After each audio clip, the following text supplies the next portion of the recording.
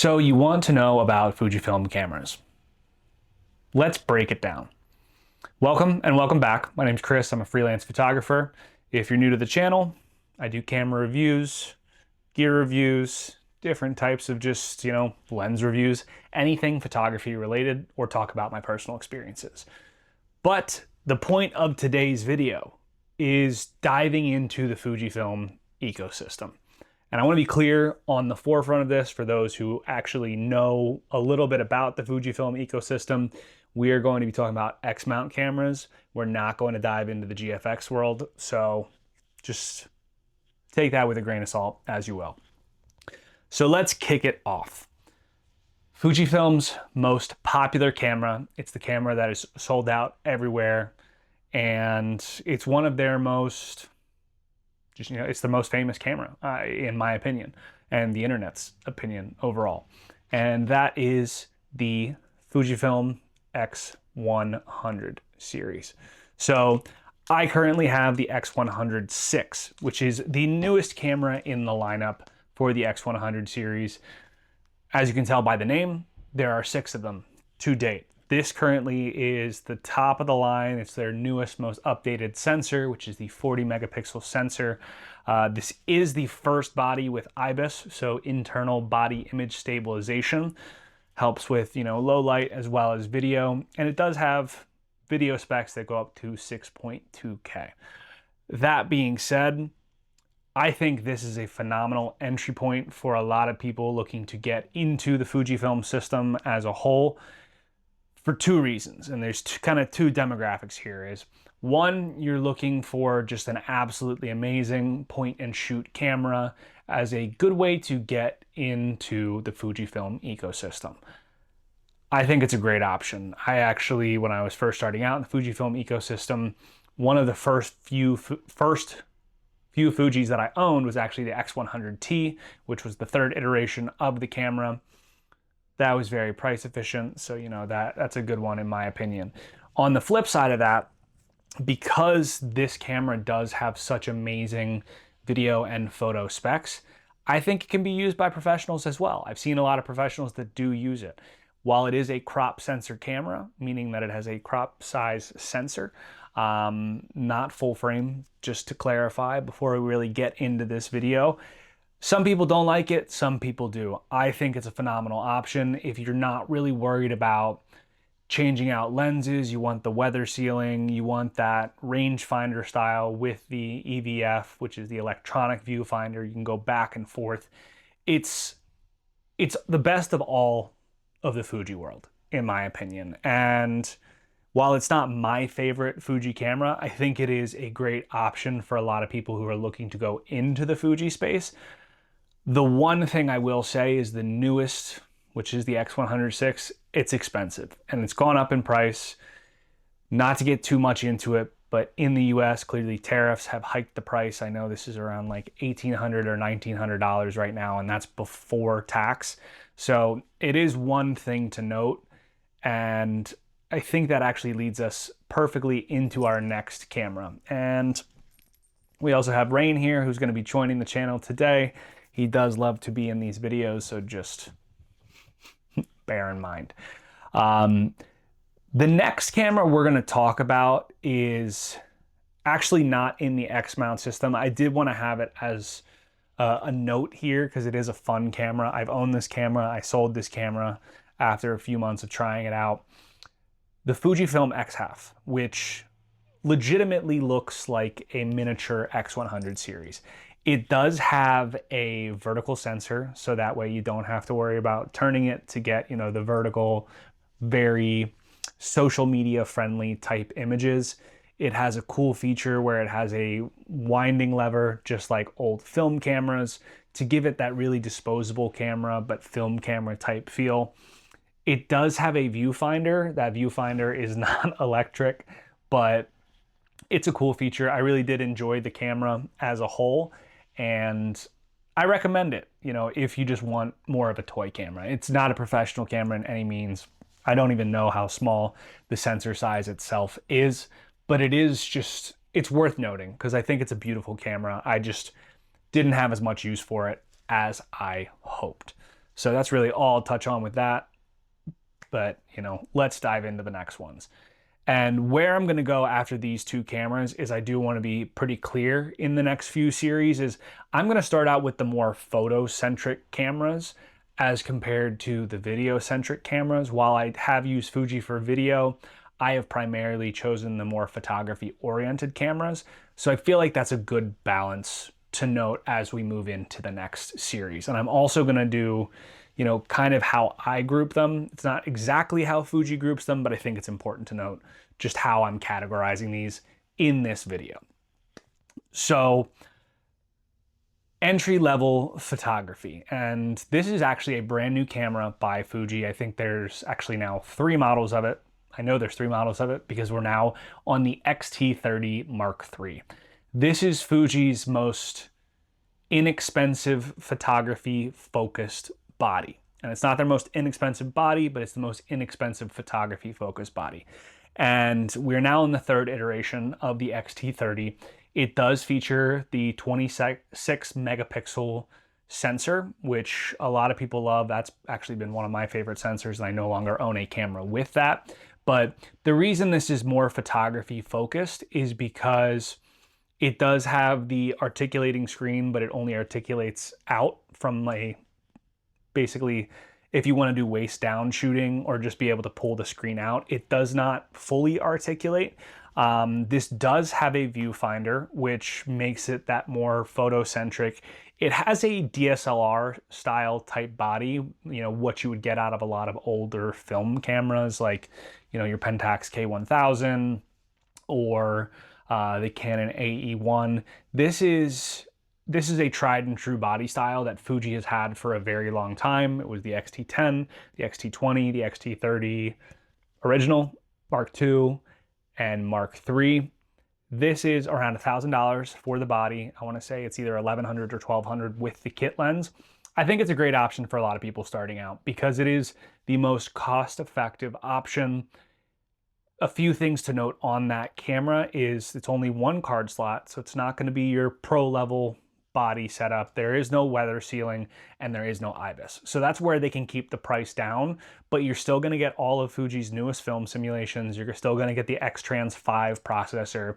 It's a great body. I mean, it's fantastic. And, you know, whereas I do use some of those missing features, I wouldn't pick up this camera. I think it's a great starting point for if you're looking to get into the Fuji ecosystem from an interchangeable lens standpoint. Which leads me to the next camera, which I actually have owned. It was the first Fuji that I did own, which is the XT50. So the XT50, you'll notice in numbers, usually if it's a single number, it's the higher end bodies. If it's a double number, it's the lower end bodies. The XT50 was a very interesting camera, especially because it came after the XT30 Mark II, but before the XT30 Mark III. And the XT50 is basically the little brother of the XT5. The XT50 is that 40 megapixel sensor, which is Fuji's newest sensor. It's the X-Trans 5 processor. It does have in-body image stabilization, so that IBIS, but there is no weather sealing. There is no second card slot. It's the same body really as the XT30 style, except it has a little bit more of the pro features, but not all of those pro features like that second card slot and, you know, the weather sealing overall. You still can get weather resistant lenses, but the body itself is not weather resistant. Just something to note. I absolutely love that camera, and it's why I have pretty much the same setup in the camera I currently own, which I will then go into a little bit later. But the XT50 is, if you really like that DSLR style type body, but at the same time, you don't want to have to, you know, spend as much money for the XT5 series. So going into the XT5 series, the XT5 is clearly the 5th generation of these, the 1, the 2, the 3, and the 4. And this is Fuji's pro-level photography-oriented camera with the nostalgic feel. And that is not a coined term, that is simply how I'm presenting it, because it does have a lot more manual dials to it. And, you know, that is just one thing to note. It does have dual card slots. It does have the weather sealing. It's not weatherproof, but it has weather sealing. It's the internal, or IBIS again. I always trip up when I'm saying IBIS, internal body image stabilization. But this is your pro level camera. This is, you know, the top of the top. The XT single digit numbers have been the pro level Fujis outside of the GFX line for as long as Fuji has been making them. They are top tier. They're built very well. They're definitely bigger than the XT50 and the XT30, but it's because they have those extra features. They have the dual card slots, and they, aside from the XT4 where it did have a fully articulating screen, the XT5 series have a two-way tilting screen, one that tilts out towards you and one that, when you actually turn it in a portrait mode, tilts up towards you. So it makes it a little bit easier for, you know, hip down portrait shooting, which I found very, very cool when I had my XT3. I've owned the XT3 and the XT5, and they're phenomenal cameras, but they were a little bit big for what I wanted on a day-to-day basis for an everyday carry. So I opted out of those. I highly recommend the XT5 series for anybody who wants that Fuji nostalgic feel. If anybody knows the Canon or the Nikon ZF, very similar style body, except the XT5 and the rest of the XT series are all crop sensor. As I previously mentioned, they're pretty much the bee's knees for that nostalgic tactile feel within the Fuji ecosystem on a pro level camera. So the last camera I do want to mention in the more like pro level series, I guess, which this one's kind of split because there's two versions of this, and that is the XH series. And there's the XH2 and the XH2S. I will not talk about the XH2S until we get to the video-oriented cameras.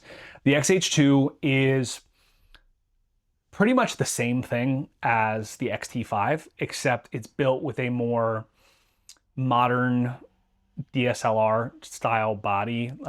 You know, just for reference, because I no longer have my XH2, it does look very similar to, you know, this Sony A7 IV. It has, you know, the screen on the top. There's less tactile buttons. It's not the most nostalgic feel. It's much more modern day style camera in that sense, where it has the massive grip. It also does, and this goes for both of the XH series, they have a CF Express Type B, which those are great cards. I know Canon uses them, Fuji uses them. I don't know if Nikon uses them. I've never owned a Nikon. But they read and write extremely quickly, great for video, great for burst photography.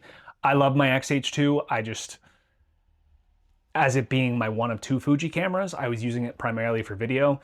It was too big for me and what I wanted. I mean, clearly I had the A7 IV, but that's for more, you know, pro level photography with a full frame. The XH2, fantastic camera, extremely rugged, has all the weather sealing, extremely fast. Viewfinder's phenomenal on that, but that's your less Fuji-esque type camera, and it's pretty much where I'll wrap on that one. The next two cameras, one, I'm going to lump these together, which I don't think everybody would agree with, and I'm going to say the XE series as well as the X Pro series, because they're kind of closely related in the sense of like that rangefinder style, where, you know, I currently have the XE5, which is, you know, hands down my favorite Fuji camera that I've ever owned. It does not have an optical viewfinder, which the X100 as well as the X Pros have, but I'm just going to lump them together for sake of, you know, how you're looking through the viewfinder in this case. The XE5, top tier. Like I said, it's my favorite camera in the Fuji lineup currently. It's my favorite Fuji camera that I've owned to date. This thing is just an absolute beast, and it has the 40 megapixel sensor. It has the in-body image stabilization, and it does not have weather sealing or a second card slot. So it is pretty much the rangefinder style of the XT50, and personally, that's just my favorite style. I mean, I have this looped in, as I mentioned in other videos, with my Thypoc Samara 35-1.4. I feel like this is, it's like a miniature Leica. I love this setup. This is phenomenal. It does have the articulating screen, which I can show firsthand. And it is one of the, I think it actually might be the only one that has a selfie camera availability on it, which is interesting. I don't use this, but it's just something to note. So this is my favorite, but this is why I talk about this camera all the time on this channel. So the next series in the rangefinder style is going to be the X Pro series. Now, the last X Pro was released, I want to say probably 4 years ago at this point. They have not announced a successor for the X Pro 4 or the X Pro 3 to make it an X Pro 4. A lot of people are just a big fan of these cameras because of the fact that they have a tilt down screen, whereas it pretty much just shows you what film simulation you're using on the back. It makes it a very filmic experience. And it's a very rangefinder style camera, like shooting with almost like a Leica film camera, because you don't see the end product until you flip that screen out or if you upload it to your computer. This does have an optical viewfinder as well as an EVF. It does have weather sealing. It's a bigger body than the XE series, but it also has that weather sealing. It has dual card slots. They are just absolute tanks. The only problem I've heard about the X Pro 3 with that tilt down screen is that just cable kind of breaking every once in a while, and I know that's a little bit expensive to fix. It's the one problem to note, but they have that 26 megapixel sensor, absolutely incredible. Just that's probably my favorite sensor of all time, despite the fact that I have the 40 megapixel on the XE5. The XE5, I almost wish they did the 26 megapixel with the updated processor, because I loved that sensor on the next camera that I'm going to talk about. But all things considered, that kind of wraps the photo-centric cameras. So now I'm going to break down into more video-centric cameras from Fujifilm. The next camera I want to talk about is the entry-level video camera for Fujifilm. And this kind of shook up the market a little bit in terms of the price point as well as quality, or not necessarily quality, but the specs that this camera offered, and that is the Fujifilm XM5. Currently available for $850 for the body only. This is a compact mini cinema rig, honestly. It's not crazy high level, but it's just wild. 6.2K open gate, and this is when a lot of cameras were not doing open gate. It does not have internal body image stabilization, just one thing to note there, but the speaker setup is great because it has the multi-directional speakers, and I mean, just overall, like, you getting 6.2 open gate out of a camera that's this big, and I owned it, I loved it. It does have the 26 megapixel sensor from Fujifilm. I think a lot of people will love this camera. I think a lot of people do love this camera. The one thing to note, and it's actually why I ended up getting rid of it, is because of the fact that it didn't have a viewfinder, and I love shooting with a viewfinder. It was great to have the screen. I personally, when shooting more photography, I don't like the fully articulating screen, even though I have it on a lot of cameras, but I like the tilt screen better. That's what I have on, my XE5 and the X100 So personally, that's the only downside for me. But if you're using it for a video setup, it is the most budget-friendly beast that you can get. The battery life is not not spectacular, but that said, still just an awesome camera at a great price point, which leads us into the next camera in the video series, or more so vlog style series, for the FX line cameras, which is the Fujifilm XS20. Now the XS20 is, I'm not going to be overly redundant with it, it's pretty much the exact same internal specs as the XM5. It does have the 6.2K open gate. The main differentiators are it's more of that, new SLR style body, where it does have a viewfinder, and then it does have the updated battery, which goes in the XH2 and the XT5. So you get a lot more life out of it. It can last a lot longer, and it's just awesome. It has the fully articulating screen. It is essentially considered to be the younger sibling of the final camera that I'm going to talk about today. And that is the XH2S. I've never owned the XH2S, so this is purely from what I understand about the XH2S. This is the video beast of the Fuji lineup. It, as compared to its partner, the XH2, It has a 26 megapixel sensor, but it is a stacked sensor. So this means the autofocus is going to be faster. The low light capabilities with that lower megapixel are going to be infinitely better. This is the sports beast, this is the video beast, this is the pretty much the fastest camera you're going to get out of the Fujifilm lineup for the FX lineup. So it's built exactly, aside from the sensor, exactly like the XH2, so you're not going to see any difference other than a little S on it.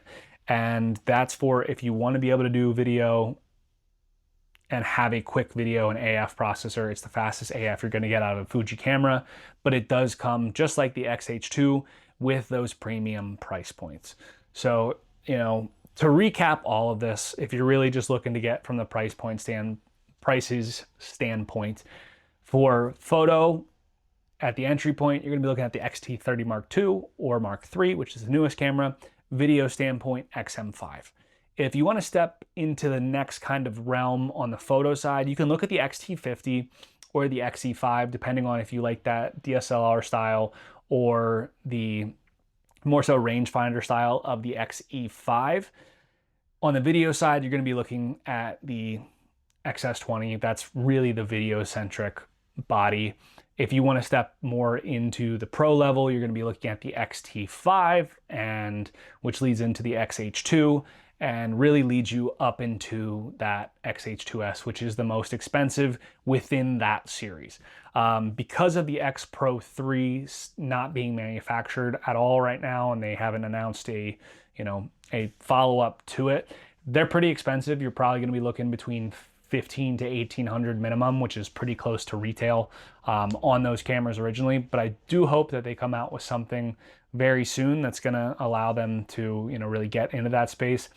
When we go back to just those fixed lens bodies, no changing lenses, anything like that, for the X-Half, you're going to be looking at $850 US before tax. And depending on where you go, the X100 retail, I believe, is about $17.99 versus you can find it on, the scalpers market, and people are selling it for around $2,000. So I hope this was informational. If you have any questions, drop them down below. Sorry if this was a long-winded video, but I hope it was informational to what you needed to know. So I will catch you guys in the next one.